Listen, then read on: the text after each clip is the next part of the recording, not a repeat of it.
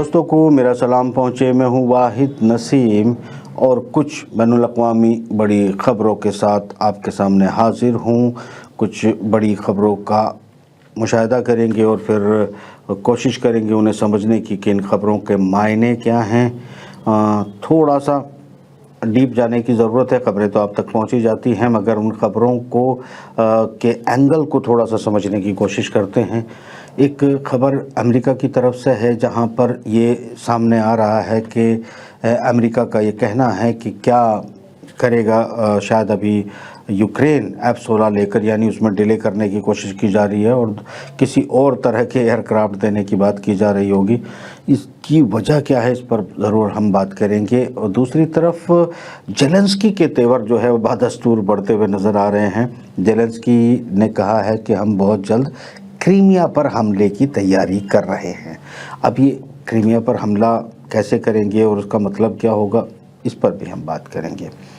दोस्तों, China Europe को एक धमकी या थ्रेट उसे मान सकते हैं, जो कहने की कोशिश कर रहा है कि अगर आप अपनी हरकतों से बाज ना आए तो इसके अंजाम क्या हो सकते हैं। यानी आर्थिक, इकोनॉमिकल और ये सारी चीज़ों को लेकर थ्रेट करने की कोशिश चाइना की तरफ से भी की जा रही। उधर चाइना को अमेरिका घेरने के लिए ताइवान में अपने फ़ौजी भेज रहा है। फ़ौजियों की तादाद बहुत ज़्यादा है, 100 के करीब फ़ौजी अपने ताइवान भेज रहा है अमेरिका। तो 100 फ़ौजी चीन पर कैसे कब्ज़ा करेंगे, इस पर भी थोड़ा सा गुफ्तगू करेंगे। सबसे अहम खबर यह है कि अमेरिका भेज सकता है रिहर्सल के साथ साउथ कोरिया के साथ अपना परमाणु एयरक्राफ्ट करियर। यानी जो रिहर्सल अभी साउथ कोरिया के साथ अमेरिका का होने वाला है, उसमें अमेरिका भेज सकता है परमाणु एयरक्राफ्ट करियर भी, जिसके बदले में नॉर्थ कोरिया ने कहा है कि हम इसे युद्ध की घोषणा मान लेंगे। यानी ये जो इस वक्त नॉर्थ कोरिया के तेवर हैं, क्योंकि याद रखिएगा कि नॉर्थ कोरिया ने अभी 4 मिसाइलों का और टेस्ट किया है और ये काफ़ी ख़तरनाक किस्म की मिसाइल है। एक तरफ नॉर्थ कोरिया मिसाइलों का टेस्ट कर रहा है, दूसरी तरफ ईरान ने भी हाई स्पीड मिसाइलों का टेस्ट किया है। ये एक काफ़ी महत्वपूर्ण बात है कि ईरान द्वारा ऐसी मिसाइलों का हाई स्पीड का टेस्ट किया गया है जो आपने आसपास से लेकर दूर तक आसानी से मार कर सकती हैं। तो मिसाइलों का टेस्ट जारी है, तनाव जारी है, दुनिया में युद्ध भड़काने की जो कोशिश है वो लगातार जारी है। अब दोस्तों, इसमें एक बात मैं और कहना चाहूँगा कि ये जो हम कई बार इस पर गुफ्तगू कर चुके हैं कि युद्ध भड़काने की कोशिश क्यों है, कैसे है, और जो बाइडन अचानक क्यों पहुँच गए थे यूक्रेन, इन पे बहुत सारी बातें आप सुन चुकी हैं। मेरा नज़रिया भी जानने की कोशिश करें कि असल में मुझे क्या लगा। इन खबरों के बीच ये आपको और बताता चलूं कि इस वक्त अगले शहरों को कैप्चर करने की तैयारी रशिया की तरफ से हो रही है और लगातार बमबारी भी हो रही है और जो रशियन फ़ौजी हैं वो अपने रास्ते क्लीन करते जा रहे हैं। बागमुद से इन सब जो विदेशी वहाँ पर लड़ाके हैं उनको हटाते जा रहे हैं, उनके तमाम हथियार जो हैं वो जब्त करते जा रहे हैं। यानी अमेरिका, ब्रिटेन, फ्रांस, जर्मनी के जो हथियार थे, उनकी टेक्नोलॉजी, उनके फुटप्रिंट्स जो हैं वो ऑलरेडी रशिया के पास जा रहे हैं। उनकी रिवर्स इंजीनियरिंग के बजाय एनालिसिस जारी है, उनके काउंटर क्या किया जा सकता है, नेक्स्ट वर्जन क्या हो सकता है।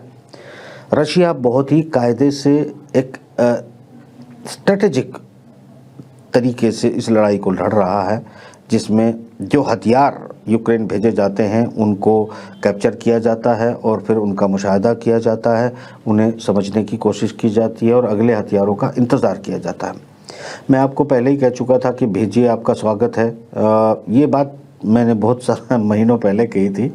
एक फ़ौजी ने तुरंत, अभी उनके कमांडर ने कहा है कि ये हमारे पास हथियारों को दिखाते हुए कहा है कि ये सब हथियार हैं अमेरिका के, ब्रिटेन के, फ्रांस के, और नए हथियार आने वाले हैं या अब्राहम या दूसरे, हम उनका इंतज़ार कर रहे हैं, हम उनका भी स्वागत करेंगे। तो इससे आप बहुत स्पष्ट समझ सकते हैं, ना कहीं मोरल डाउन है, ना कहीं स्ट्रेटजी चेंज है।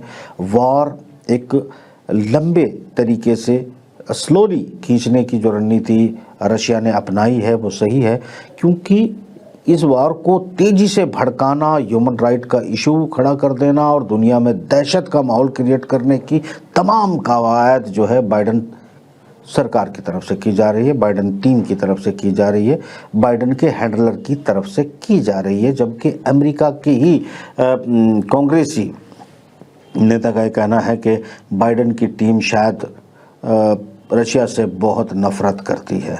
तो खैर, नफरत और मोहब्बत की बातें तो सिर्फ कहने की होती हैं, ये सारा का सारा एक खेल होता है जिसमें बाइडेन की तरफ से तमाम तर उसकी टीम की तरफ से, उसके हैंडलर की तरफ से बार बार एक शब्द आपको सुनने को मिल रहा होगा, आर्मगेडोन, यानी क़यामत जिसे हम कहते हैं।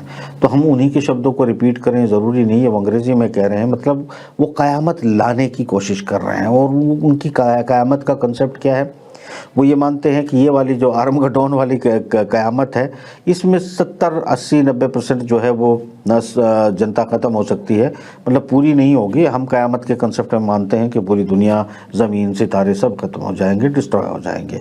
तो थोड़ा सोच का फ़र्क है, डेफिनेशन का फ़र्क है, क्योंकि वो लोग कोशिश करते हैं ये बताने की कि हम खुदा में यकीन करते हैं, भरोसा करते हैं, पर मुझे लगता नहीं कि ऐसा है, क्योंकि उनका स्पष्ट मानना ये होता है कि पैसा दुनिया का खुदा है और दुनिया के पैगंबर ये लोग हैं। जो टीम है उनके साहबा माने जाते हैं, जो अमीर होते हैं उनको उनके साहबा मान लेते हैं, और उनमें से जो सबसे बड़ा है उसको वो पैगंबर कह रहे हैं। तो ये एक अलग चल रहा है मामला। यहाँ नाजरीन, हमने ख़बर की शुरुआत में जब हमने पहली बात कही वो ये थी कि F-16 देने की क्यों मनाही कर रहा है अमेरिका। अब्राहम को भेजने में भी पीछे हट रहा है। सैंपल के तौर पर अब्राहम भेजे गए थे, जिसको बहुत आसानी से रशिया ने टारगेट करके डिस्ट्रॉय कर दिया। जर्मन के जिन टैंकों की बहादुरी बताई जा रही है वो ऑलरेडी टेस्टेड है, डिस्ट्रॉयड है, कोई चांस नहीं है। यानी ज़मीन पर लगातार रूसी फौजें यूक्रेन में आगे बढ़ती जा रही हैं, जो पोलैंड तक जाएगी, और पोलैंड के बाद अगली कहानी क्या होगी ये लंबी कहानी है। मगर फ़िलहाल ये स्थिति कि अब यूक्रेन को धीरे धीरे कैप्चर और क्लीन करते हुए रशिया बढ़ रहा है, पीछे हटती हुई ये तमाम नाटो की फोर्सेस के लोग वहाँ मौजूद हैं, और जितनी ताकत दी जा सकती है उतनी ताकत के बावजूद ये यूक्रेन के अंदर पीछे हट रहे हैं। उसके बावजूद अब लॉन्ग रेंज से हमला करने की क्रीमिया पे बात आने लगी है कि कोई बड़ी मिसाइल आप दीजिएगा तो हम कहीं दूर से जो है वो मिसाइल मार देंगे। वो मिसाइल पोलैंड से चलाई जाएगी या फिर यूक्रेन के किसी हिस्से में एंटर करके वहाँ से चलाकर जो है चिढ़ाने की कोशिश की जाएगी। यानी यूक्रेन पर एक बार फिर से कोशिश की जाएगी क्रीमिया पे हमला करने की। वही कंसेप्ट है आर्मगेडोन, यानी क़यामत। कुछ मुस्लिम रहनुमाओं का और कुछ यहूदियों का और कुछ ईसाइयों का भी ऐसा शायद मानना है कि बस अब ये जितने आसार हैं जो इन्होंने मसनूई तौर पर क्रिएट किए हैं, जो अभी ये जानबूझकर क्रिएट कर रहे हैं और ये समझ रहे हैं कि हमारी लाई हुई क़यामत आ गई है, और इस तरह के सिम्टम बना रहे हैं जिस तरह के तलमूद में या फिर बाइबल में या फिर इस्लामिक लिटरेचर में जिस तरह के सिम्टम पाए जाते हैं, जानबूझकर उन सिम्टम्स को क्रिएट कर रहे हैं ताकि मॉरली लोग ये हार मान लें कि ऐसे वक्त में किसको अपर हैंड आना है और किसको हार जाना है। ये तमाम बातें जो हैं वो साइकोलॉजी से बड़ा उनके स्ट्रेटेजिक गेम होते हैं, वो खेलते हैं और आसानी से लोग इस गेम में फंस जाते हैं और फिर चर्चा शुरू कर देते हैं कि ये तो होना ही था, यही मनवाने के लिए कि ये तो होना ही था। तुम्हारे घुटने टिकवाने की एक साइकोलॉजिकल गेम होती है, इसको हिकमत अमली उर्दू में कहते हैं। और यानी जब कोई आप अपने आप ये मान ले कि ये होगा तो इसका मतलब होता है उसने सरेंडर कर दिया, अब वो लड़ नहीं रहा है। यहाँ इन स्ट्रेटजी का भी इस्तेमाल करते हैं, लोगों को बीमार बताने का भी काम करते हैं। ना ही रशियन फोर्सेस का मोरल डाउन है, ना ही पुतिन के बरखिलाफ कोई माहौल है। अभी स्टेडियम में आपने देखा होगा किस तरह का माहौल था आवाम में। जितनी मैं रशियन से बात करके जानने की कोशिश करता हूँ या यूक्रेनियंस के मन की बात लेने की कोशिश करता हूँ, तो जो मुझे पता चलता है मैं वो आप तक वही डिलीवर करता हूँ। मैं कुछ अपनी तरफ से बहुत ज़्यादा अंदाज़े नहीं लगाता हूँ। यानी ये स्थिति आ गई थी कि जिस यूक्रेनी फोर्स घुटने टेक कर भागने के लिए तैयार थी, विदेशी लड़ाके जाने के लिए तैयार नहीं थे, कम हो रहे थे। ऐसी स्थिति में अचानक ये युद्ध रुक न जाए, जेलेंस्की हिम्मत हार के घुटने टेक न दे, बाइडेन वहाँ पहुँचता है, मोराल बूस्ट करता है और झूठे मूठे दावे करता है, वादे करता है, और उन वादों पर फिर अमेरिका में जाकर विचार होता है। नहीं, अब 16 की बात कही थी वो नहीं अभी देंगे, अच्छा अब्राहम अभी भेजने थे, हाँ इनको 1 साल लग जाएगा।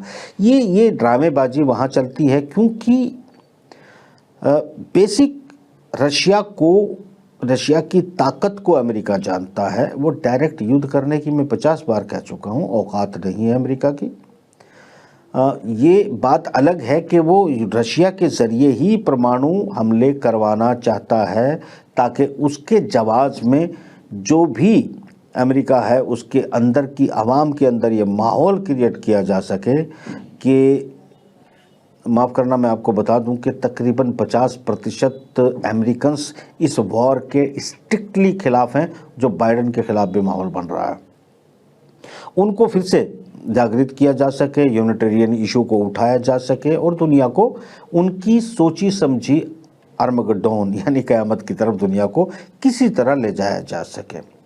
जब ये देख रहे हैं कि चाहे स्वीडन हो, चाहे मोल्डोवा हो, चाहे पोलैंड हो, उसकी तमाम यहाँ पर नाटो की मौजूदगी, डिप्लॉयमेंट और इस्टेब्लिशमेंट होने के बावजूद रशिया की फ़ौज से आंख मिलाने की हिम्मत या औकात इकट्ठा नहीं कर पा रहे हैं और लगातार यूक्रेन के अंदर ये सब लोग चुपके से लड़ते हुए पीछे हटने पर मजबूर हैं।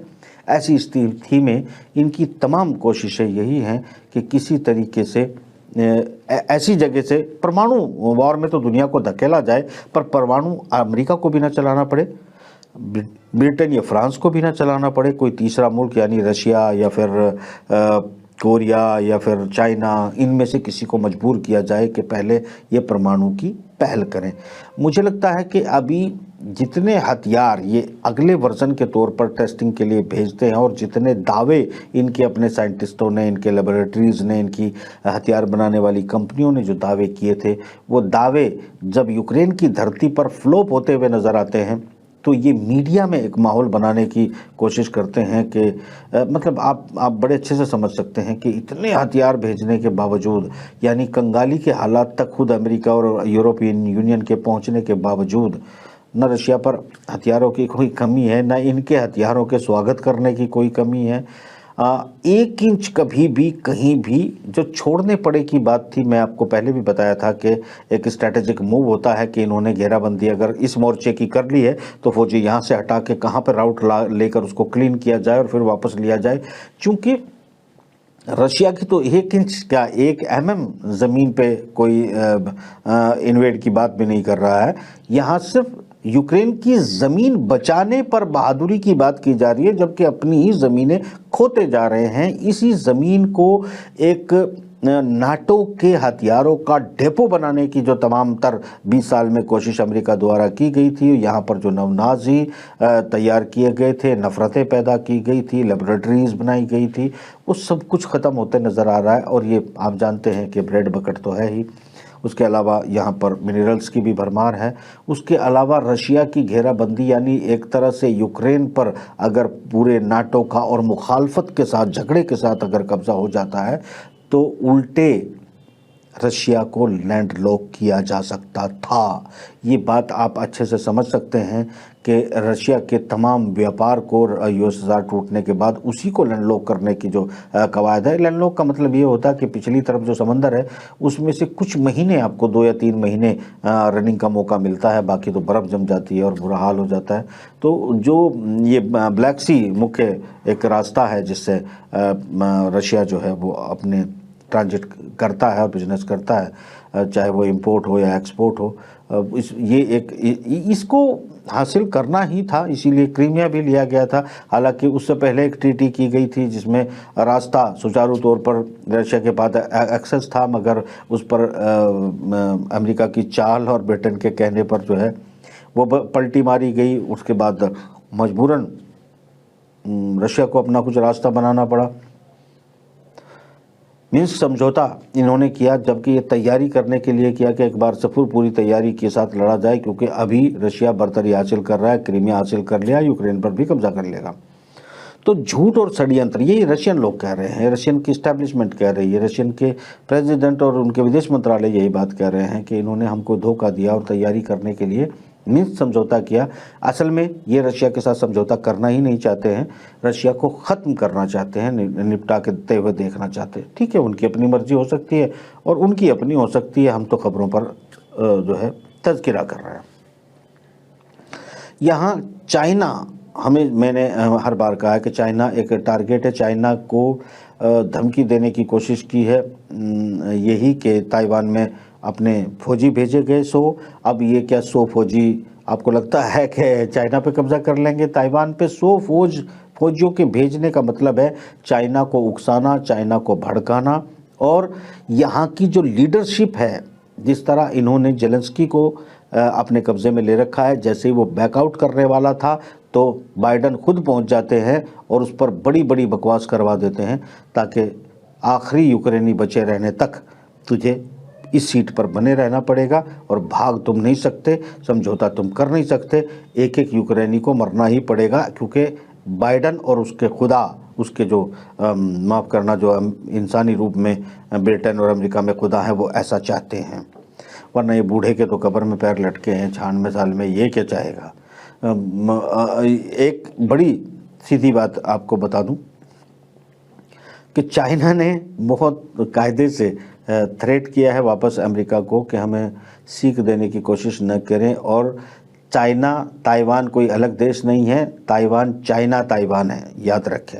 इससे कोई नहीं बदल सकता, किसी की हिम्मत नहीं है ये। मगर चूंकि वहाँ की लीडरशिप को कंट्रोल करने के लिए उन्हें सुरक्षा के नाम पर इनके लोग घेर लेंगे, फिर एजेंसी के लोग खड़े रहेंगे। और अगर यहाँ लीडरशिप भागने की कोशिश करेगी, यहाँ के फौजी लड़ने से मना करेंगे, तो ये जो 100 ट्रेंड फौजी के नाम पर ये जो एक टीम भेजी जा रही है, इनका काम है कि तुम बेटा अड़े रहो, पीछे हट नहीं सकते, पीछे हम खड़े हैं और तुम्हें लड़ना पड़ेगा और मरना भी पड़ेगा।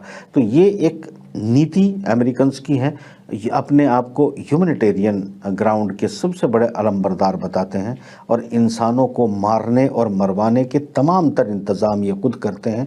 मगर चूंकि मीडिया और पत्रकारों द्वारा जनता की मानसिकता को चेंज करके ये वो भेड़ की खाल में भेड़ियों ने जो अपने आप को एक वूल देने वाली एक शानदार भेड़ के रूप में प्रोजेक्ट कर रखा है, तो इसके जो जिम्मेदार हैं वो मीडिया ऑपरेटर्स भी हैं, वो पत्रकार और लेखक भी हैं, जो भेड़िए को भेड़ कर साबित करने पर तुले होते हैं, वो भी वूल देने वाली, जो कि इंसानी बच्चों को कच्चा खाने वाले भेड़िए को अगर कोई वूल देने वाली भेड़ साबित करता है तो वो अपने गिरेबान में झांके और समझे अपने आप को कि वो कौन है।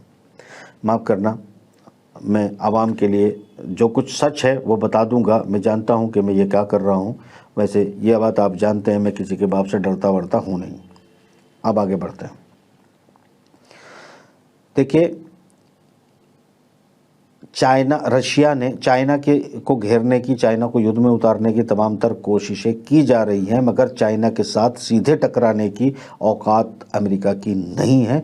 एक बार कहलवा लो या लाख बार कहलवा लो, किसी हदीस का हवाला देकर, किसी बात का हवाला देकर लोग आपको झूठ बोलें और बाइबल पढ़ के लोगों, ईसाइयों को और यहूदियों को झूठ बोलें और ये कहें कि बस क़यामत सर पे आ खड़ी हुई है और बस अब तो ये तो होना ही है।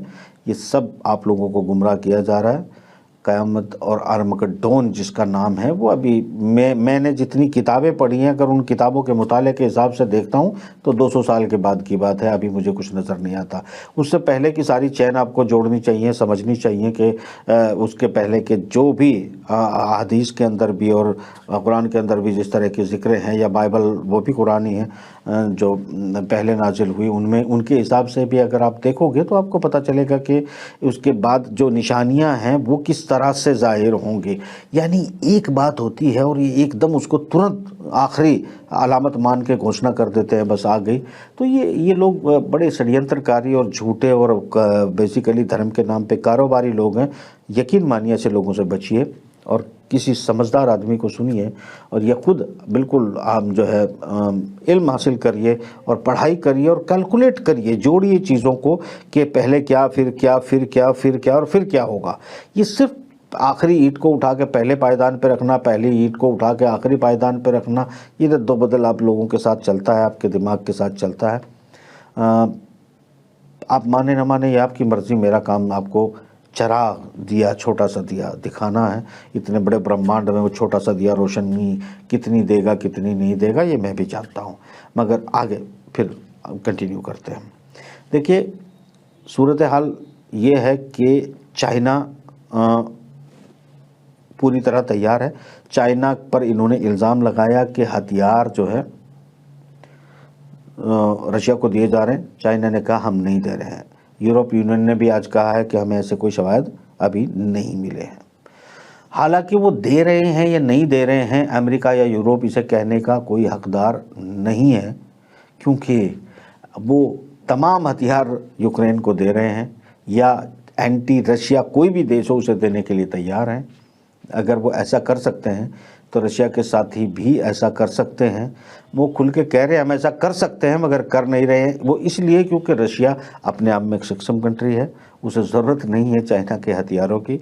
अलबत्ता कॉस्ट कम करने के लिए अगर किसी छोटे हथियार की ज़रूरत पड़ती है तो इनके बड़े से बड़े हथियारों को ईरान के, चाइना के या दूसरे कई देशों के छोटे छोटे हथियारों से इनके बड़े बड़े हथियारों को तबाह करके खिलौना साबित करने का काम रशिया ज़रूर करती है, जिसमें अपनी कॉस्ट कटिंग करती है। और बड़े हथियार जो ये प्लान कर रहे हैं आर्मगेडोन और क़यामत, उसके लिए उसने अभी सेफ रखे हैं। आप जानते हैं कि S-400 तक अभी तक इस्तेमाल करने की नौबत नहीं आई है।